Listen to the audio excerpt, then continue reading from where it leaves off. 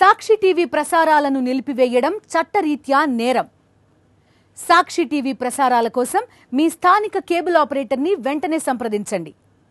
డిటిహెచ్లో, ఇంటర్నెట్లో కూడా సాక్షి టీవీ ప్రసారాలను వీక్షించవచ్చు. సో సార్, ఇప్పుడు అంటే లైక్ ఈ బ్రెయిన్ స్ట్రోక్, మనకి హార్ట్ స్ట్రోక్ అంటే 3 times ముందు మనకి ఏదో ఒక సిమ్టమ్ లాగా వస్తుంటుంది.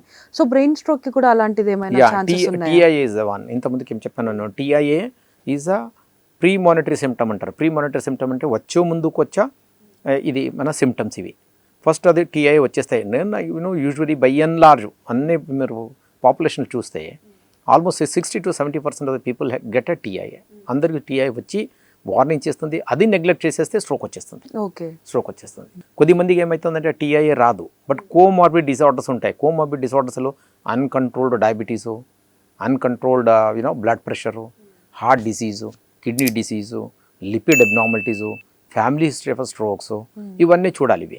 ఇది ఉంటే మనకు usually TIAs are less common దానిలో. సో కోమార్బిడిటీస్ అంటే కో ఎగ్జిస్టింగ్ డిసీజ్ ఎప్పుడు ఉంటాయో ఆ కో ఎగ్జిస్టింగ్ డిసీజ్లో వితౌట్ TIA అంటే TIA రాకుండా మనకు స్ట్రోక్ రావచ్చు. సో సార్, ఇప్పుడు జనరల్గా ఈ బ్రెయిన్ స్ట్రోక్ బ్రెయిన్ అన్రిజం అని కూడా వస్తుంది. సో బ్రెయిన్ అన్రిజం ఉన్న పేషెంట్స్కి ఈ బ్రెయిన్ స్ట్రోక్ వచ్చే అవకాశాలు ఉన్నాయా?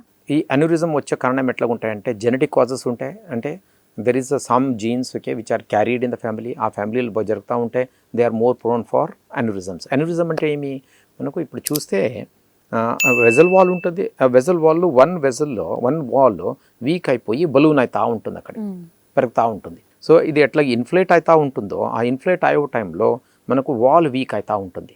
ఆ వాల్ వీక్ అయిన తర్వాత దాని నుంచి లీక్ అయిపోయి బ్లడ్ ఊజ్ అయిపోతుంది బ్రెయిన్లో. That is called haemorrhagic strokes. ఆ హెమరేజిక్ స్ట్రోక్స్లో మనకు బ్లడ్ ఊజ్ అయిపోయి పక్షవాతం వచ్చేస్తుంది.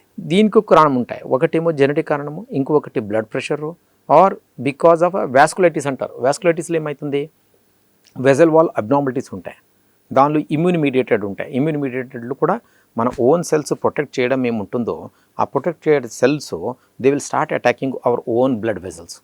ఆ బ్లడ్ వెజల్స్ అటాక్ చేసి దానిలో డిపాజిట్ చేసి బ్లడ్ వెజల్ వాల్ వీక్ చేసి దానిలో బలూనింగ్ అయిపోయి బ్లీడ్ అయిపోతుంది. So those are all secondary causes. So ఈ అన్యూరిజము ఒక లిమిట్ వరకు ఇన్ఫ్లేట్ అవుతూ ఉంటుంది, పెరుగుతూ ఉంటుంది.